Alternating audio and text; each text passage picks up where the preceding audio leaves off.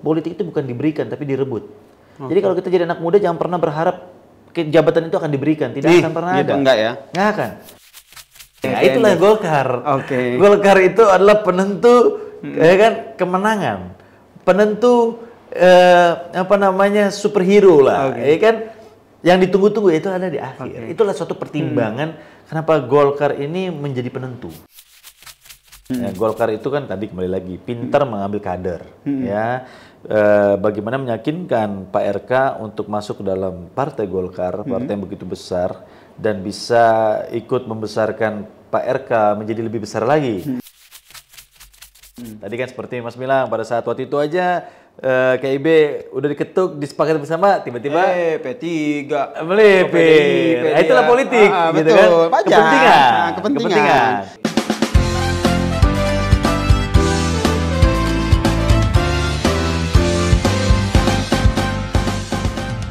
Capres sudah ada nih teman-teman netizen. Yang lagi rame adalah siapa cawapres yang akan mendampingi Ganjar Pranowo, Prabowo Subianto dan juga Anies Baswedan. Nah, yang terbaru adalah Golkar dengan PKB sepakat untuk menjadi corong ataupun penggerak untuk membentuk koalisi besar. Pertanyaan memang optimistis gak sih koalisi besar itu akan terbangun?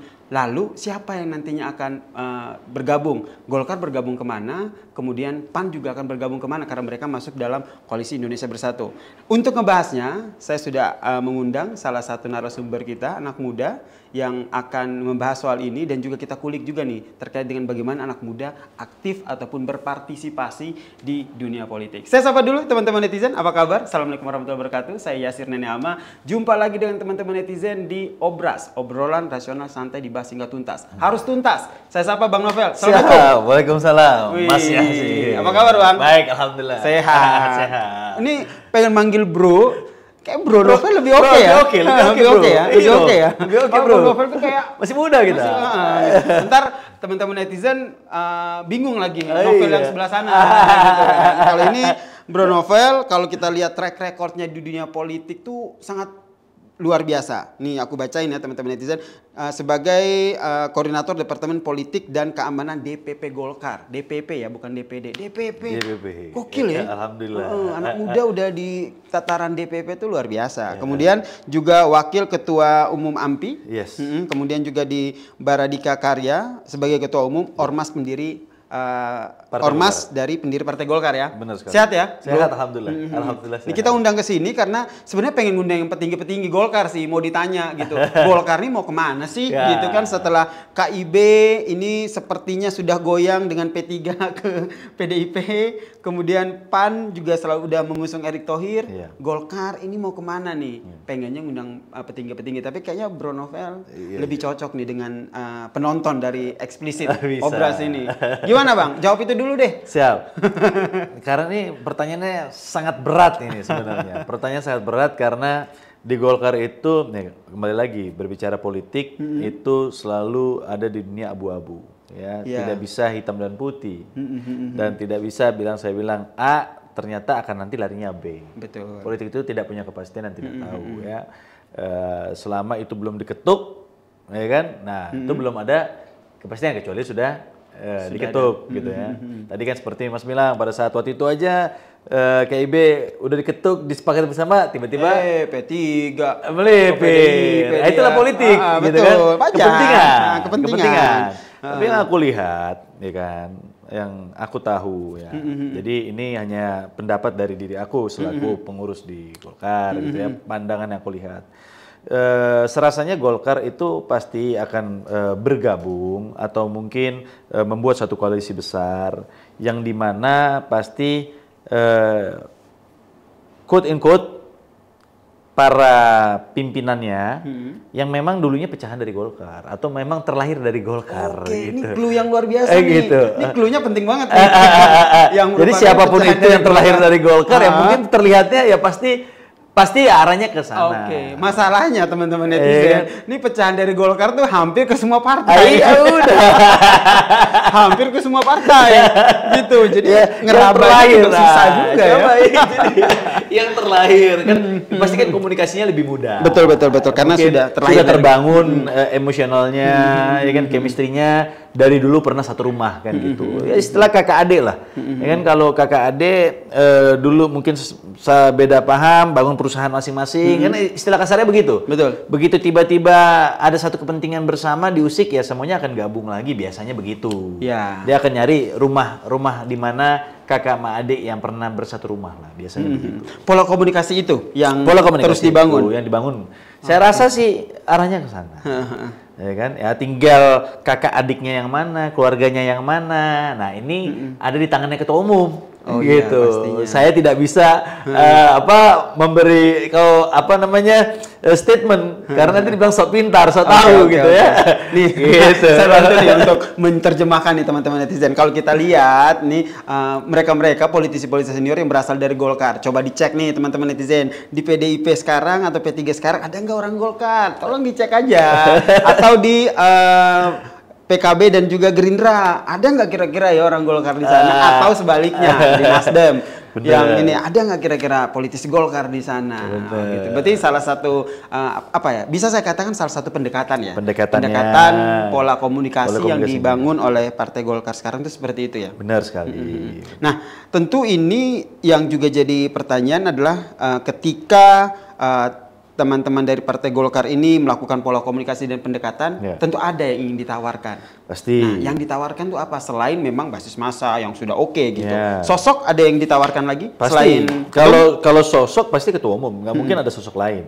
Kalau Golkar kan memang sudah sesuai amanat Munas gitu kan, sosok yang akan diberikan gitu kan, ya pastinya ketua umum atau itu diserahkan kepada ketua umum sendiri jika beliau ingin yang lain. Jadi itu ada mandat penuh untuk ke ketua umum, dia bisa menentukan siapa yang mau diusung ataupun memang dirinya dia. Kan gitu. Memang hak prerogatifnya ketua umum. Erlangga Hartarto. Erlangga Hartarto. Jadi beliaulah yang bisa menentukan itu. Nah, cuman kalau apa yang ditawarkan Golkar ini kan bukan partai kecil, partai besar. Source-nya banyak, ya kan? Yang penggeraknya juga bisa dibilang banyak kan semua di sini isinya senior-senior, orang-orang yang memang sudah cukup mapan dalam dunia politik, gitu ya, pengetahuan politiknya sudah cukup mapan, gitu. Tidak diragukan lagi. Tidak diragukan lagi, gitu. Sepakat saya itu. Gitu. Kemudian strateginya apa nih yang diambil? Karena kalau kita lihat dari source-nya udah luar biasa, begitu kan. Kemudian tadi jadi hak prerogatif ada di ketua umum. Apakah akan merekomendasikan orang lain atau merekomendasikan diri sendiri? Itu masih terbuka. Itu masih terbuka. Itu masih terbuka. Kita bisa melihat Pak Erlangga ini kan orangnya tidak kaku lah, orangnya dinamis. Betul, sepakat. Gitu ya. Dia orangnya ya melihat situasi mana yang kira-kira terbaik untuk partai. Termasuk pasti melihat hasil ini kemarin survei Cawapres. Salah satu kadernya Golkar melejit. Kang Emil, siapa tidak kenal Kang Emil? Kan, bayangin, Kang Emil begitu banyak partai politik sekarang, tapi masuknya ke partai Golkar. Ini PDKT-nya Golkar nih. Golkar bisa dicontoh ya. Bisa. Berarti kan secara tidak langsung suara mayoritas di Jawa Barat itu adalah basisnya Golkar gitu. Nah, jadi ini kan cukup besar gitu. Jadi Golkar tuh punya kekuatan cukup besar lah. Iya sih. Apalagi kalau Jawa Tengah, Jawa Timur, Jawa Barat salah satu jumlah suara terbanyak itu Jawa Barat, teman-teman. Gitu. Jadi strateginya tapi udah on track ya. Alhamdulillah semuanya selama ini on the track. Karena Golkar ini kan Pak Erlangga pun tidak bergerak sendiri. Di belakangnya ada senior-senior, ada Pak Akbar Tanjung, ada Pak Abu Rizal Bakri, ada Pak Yusuf Kalla, ya kan? Ada Pak Agung Laksono, ya. Ada banyak sekali petinggi-petinggi Golkar yang menjadi tempat untuk berdiskusi, bertukar kepala, ya, bertukar pemikiran, gitu ya. Sehingga apa yang menjadi putusan Pak Erlangga itu hasil dari komunikasi dengan para senior termasuk Yusuf Kalla ya. Termasuk semua, termasuk Yusuf Kalla. Kemarin ada yang berkunjung tuh. Beliau berkunjung ke tempat Pak Yusuf Kalla, kan gitu. Ada capres juga tuh yang berkunjung. Iya, makanya kan beliau datang ke sana gitu kan. Ya itu langkah-langkah politik yang diambil oleh Pak Erlangga bahwa kita menjadi politisi itu tidak bisa angkuh untuk memikirkan itu sendiri. Kita harus bisa membaca pikiran-pikiran, masukan pendapat dari para senior, para tokoh yang sudah lebih dulu membangun Partai Golkar dan lebih tahu akarnya gitu kan. Gitu. Ini kalau teman-teman cek dinamika politik saat ini, tadi ini clue-nya banyak banget nih. Tadi pola komunikasinya dengan sesama senior yang sudah lahir dari Partai Golkar, merujuk pada beberapa senior. Salah satunya tadi disebut Yusuf Kalla. Ini dicek-cek aja teman-teman netizen. Kira-kira siapa tuh yang kemarin baca pres, yang silaturahmi ke Yusuf Kalla, mungkin minta wejangan dan segala macam. Tapi balik lagi ya, yang harus kita garis bawahi di sini adalah ini adalah bukan tebak-tebakan, tapi bagaimana kita membaca pola dinamika politik. Karena tadi disebutkan balik semuanya tergantung ketua umum partai Pak Erlangga Bali. Ya, cuman kan tadi saya bilang kan bahwa pastinya biasanya ya keluarga sendiri tidak akan ke keluarga yang lainnya, pasti akan mencari keluarganya sendiri, ya kan, walaupun beda warna. Dia akan bersatu untuk Indonesia lebih baik. Wah, tolong di-quote ya ini ya nanti. Wah, ini menarik nih gitu. Berarti, nah pertanyaan selanjutnya kapan?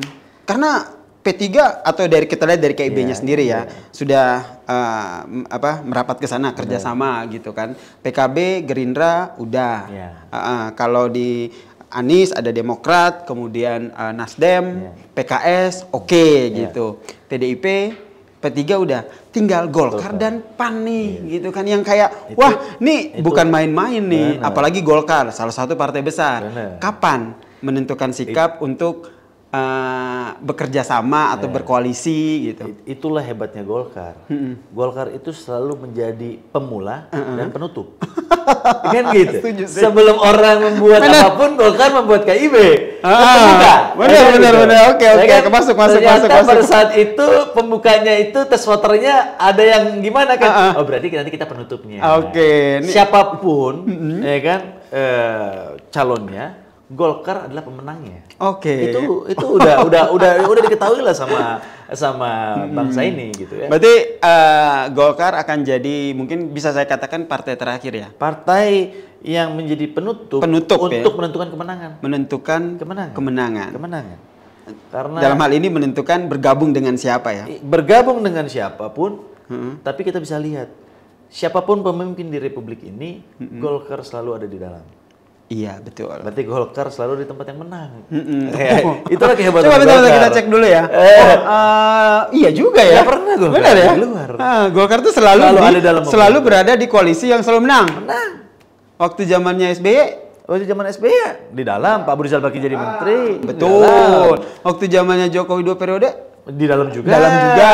Wow. Walaupun sedikit pernah ada di luar tapi masuk lagi kan. Masuk lagi gitu kan. Itulah Golkar.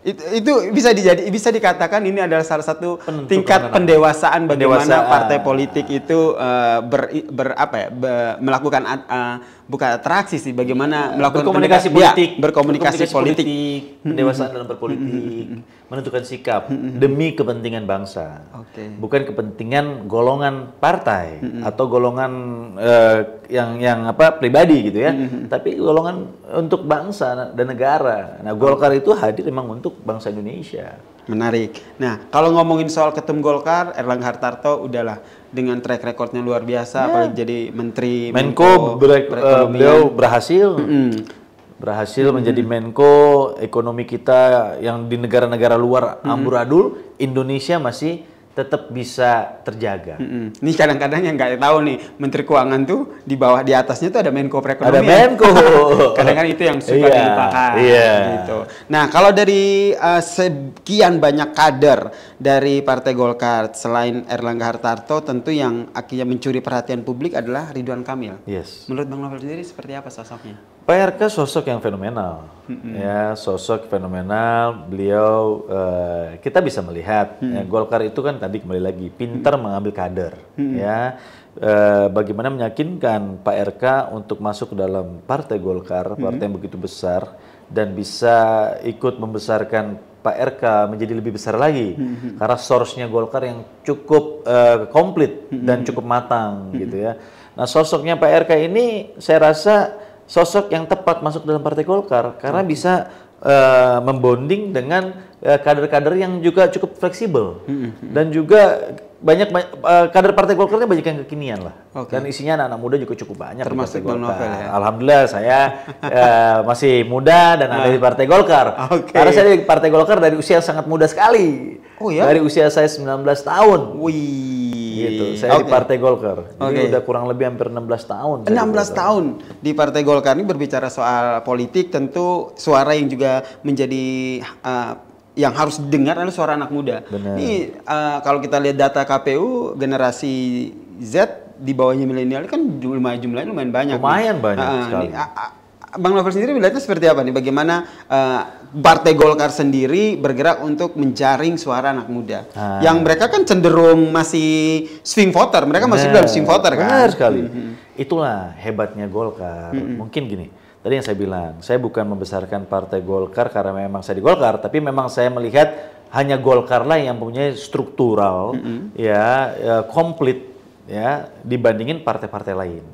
Kenapa? Golkar itu punya 3 unsur yang dimana ini yang mendirikan Partai Golkar dan dia ini bukan partai politik, ya. Yang disebut namanya Soksi. Iya, Soksi. Oke. Soksi. Yang disebut lagi namanya MKGR. Yang disebut lagi namanya Kosgoro. Dan ini punya lagi di bawahnya ada anak mudanya, Gema Kosgoro, Gema MKGR, gerakan mahasiswanya kan ada. Terus Soksi, ada Fokus Maker.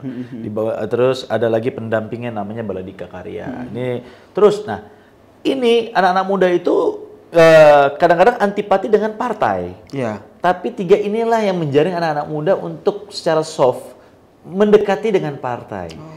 Dia tidak suka langsung kalau lo masuk Partai Golkar gak mau berpartai. Apaan sih? Langsung preventif. Preventif langsung. Tapi yuk masuk dalam Soksi. Soksi apa tuh? Sentral Organisasi Karyawan Swadiri. Kita membela hak-haknya karyawanisme.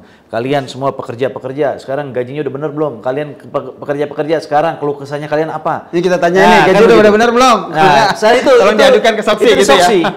Nah, Soksi itu tugasnya apa? Untuk bisa menampung hak-hak, ya kan, aspirasi-aspirasi masyarakat yang di dunia pekerja. Ya kan gitu. Nah, itu masuk di situ aspirasinya. Nah, nanti Soksi lah yang memperjuangkan ke Partai Golkar untuk dibawa di parlemen dan ke pemerintahan supaya hak-haknya mereka ini didengar dan dieksekusi sesuai dengan harapan bangsa, harapan rakyat. Ya kan, sehingga bangsa itu sesuai dengan semua harapan dari rakyat. Berarti memang ini ya, organisasi bisa katakan itu organisasi ya? Dia bukan sayap, dia pendiri. Oh, pendiri. Kalau sayap ada namanya AMPI. Makanya Golkar ini punya banyak. Banyak banget. Ada namanya AMPI. AMPI itu sayap. AMPG itu sayap. AMPI itu Angkatan Muda Pembaruan Indonesia. Jadi pun bahasanya tidak ada partai-partai Golkarnya. Betul sih, kan AMPI. gitu. Jadi ya, ada orang datang masuk AMPI yuk. AMPI itu apa? Angkatan Muda Pembaruan Indonesia. Ya kan? Kita berafiliasi, ya kan, menjadi sayap Partai Golkar. Ya kan? Tapi orang tidak langsung lo masuk partai yuk. Gitu. Anak muda itu antipati. Tapi begitu tahu anak teman-temannya masuk ke dalam AMPI, apaan sih tempat nongkrong anak muda nih? Nggak ada embel-embel partainya. Padahal belakangnya adalah partai. Ini gitu. Jadi salah satu strategi Golkar ya banyak. Untuk menjaring suara anak muda untuk masuk ke dalam.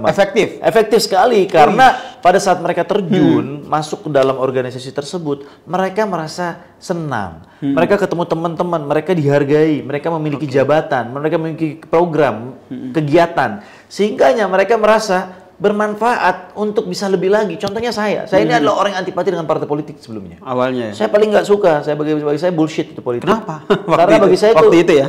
Bagi saya politik itu bullshit, selalu abu-abu. Selalu kalau kita bicara nggak pernah didengar.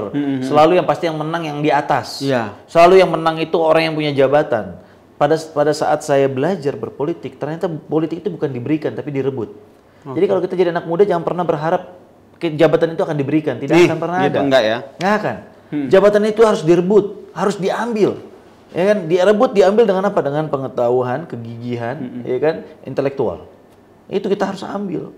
Jadi kalau kita merasa jabatan yang dipegang oleh senior-senior kita dan senior itu kurang baik menurut kita, ya kan, dan kita adalah orang yang layak untuk memimpin, rebut dengan cara intelektual. Ya, dengan cara yang baik.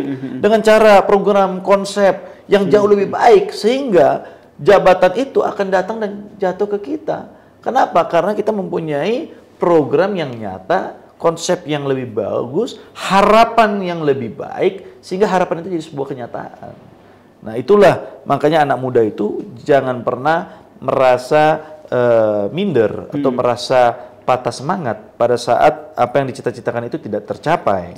Nah itu dilatihlah. Kalau Golkar itu dilatihlah di sini nih, di tempat-tempat kepemudaan belajar lah mereka. Di sini mereka akan belajar mulai rebutan jabatan, rebutan dan lain. Padahal ini tidak ada istilah kata, tidak ada materinya. Di sini tempat mereka mengasah mengasah kemampuan gitu di sini. Termasuk kemampuan bagaimana berpolitik ya. Berpolitik. Kalau Bang Novel sendiri melihat trennya seperti apa nih anak-anak muda sekarang? Apakah mereka cenderung masih apatis dengan politik atau sudah mulai ada kecenderungan untuk interest dan akhirnya mau into dengan politik? Sekarang tingkatannya lebih tinggi dibandingin dulu untuk interest ke dalam dunia politik, ya, tapi tetap masih di bawah.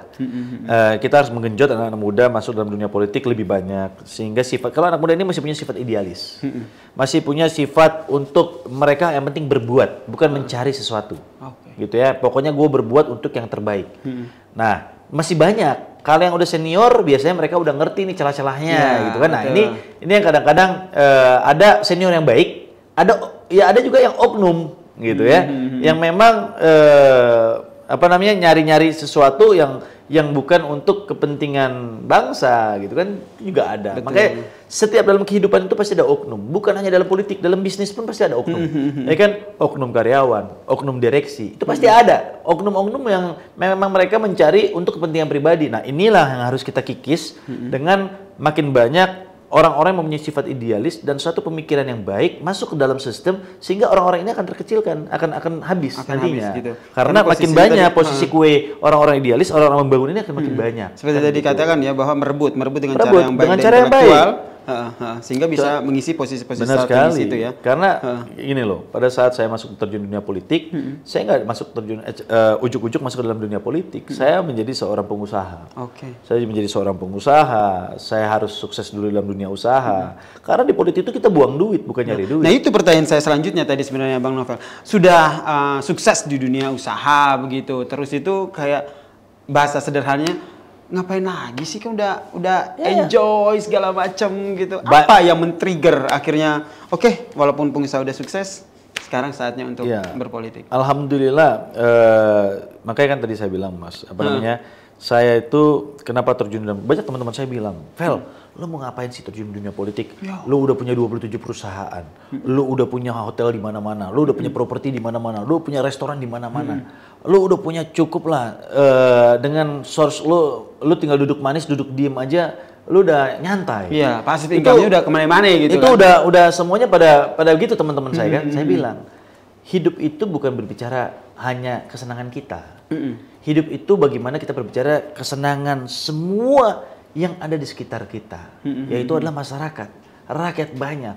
Karena kita hidup itu tidak individu, tidak hanya memikirkan kepentingan pribadi, tapi bagaimana dengan knowledge kita, dengan kemampuan kita bisa berbuat secara luas, secara besar, sehingga kesejahteraan itu bukan hanya terhadap diri kita sendiri, tapi kesejahteraan itu akan bisa dirasakan oleh semua masyarakat dan rakyat yang ada di sekeliling kita.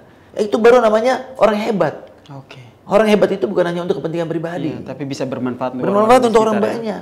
Gitu. Nah, itu adanya di mana? Adanya di dunia politik. Kenapa? Karena kebijakan. Ya, gitu. Nah, ini kadang-kadang mereka anak-anak muda, beberapa teman-temanku juga akhirnya mereka skeptis gitu, berpikir pendek bahwa ya ngapain masuk politik, tapi kurang ada edukasi yang baik bahwa ternyata apapun kehidupanmu, kamu naik angkot aja, naik Gojek aja diatur di politik. Nah, sehingga Bang benar-benar harus masuk ke situ. Masuk ke dalam situ. Sehingga kebijakannya, aturannya tidak salah atau keluar dari norma-norma yang ada. Bahkan up to date dengan perkembangan zaman. Karena mohon maaf ya, peraturan atau politik ini bukan kitab suci, ya kan? Karena kalau yang tidak bisa digantikan itu kan kitab suci. Kalau kitab suci dari dulu sampai sekarang tetap itu, nggak bisa diganti. Betul. Ya kan? Tapi kalau peraturan dia harus ikut perkembangan zaman. Karena kan zaman makin berkembang, teknologi makin ada. Peraturannya nggak bisa pakai peraturan lama, harus pakai peraturan yang baru. Sehingga butuh anak-anak muda yang mempunyai pemikiran hebat, pemikiran lebih baik Karena apa? Mereka adalah kehidupan di masa depan. Mereka yang tahu. Nah, pikiran mereka, masukan-masukan dari mereka itu diperlukan untuk bisa membuat aturan-aturan yang memang dirasakan dalam 50 bahkan 100 tahun ke depan tetap bisa terpakai gitu. Bahkan kalau bisa itu rumahnya mungkin 50 sampai 100 tahun ke depan. Tapi per 5 tahun ada aturan-aturan yang kira-kiranya bisa dirasakan dan up to date lah. iOS aja update terus kok gitu. Gimana kalau ini ya? Gitu. Nah, apalagi ini peraturan kehidupan. Dan itu yang akan selalu digaungkan oleh Bang Novel untuk kedepannya di bawah naungan Partai Golkar. Melalui dengan tadi kita punya sayap-sayap struktur-struktur yang tidak terlihat dengan ambil-ambil partai. Setuju. Karena di pendapat pribadi ini teman-teman netizen bisa di cross check bahwa kalau menurut saya pribadi ketika seorang politisi itu udah selesai dengan dirinya, salah satu halnya adalah udah selesai dengan finansial, mungkin dia akan lebih all out, akan lebih fokus untuk mengabdi kepada masyarakat, khususnya mungkin di daerah dapilnya gitu. Karena sehingga dia tidak perlu lagi untuk mencari ataupun melakukan politik-politik transaksional atau politik-politik kotor ya ketika dia sudah menjabat gitu. Rata-rata ya. Rata-rata seperti itu. Tapi yang menjadi oknum pun pasti namanya kehidupan tuh ada aja. Tapi rata-rata yang mereka sudah merasa kecukupan, mereka akan lebih mencari legacy lah. Betul. Gitu. Nah, masih ada 2 pertanyaan terakhir nih Bang.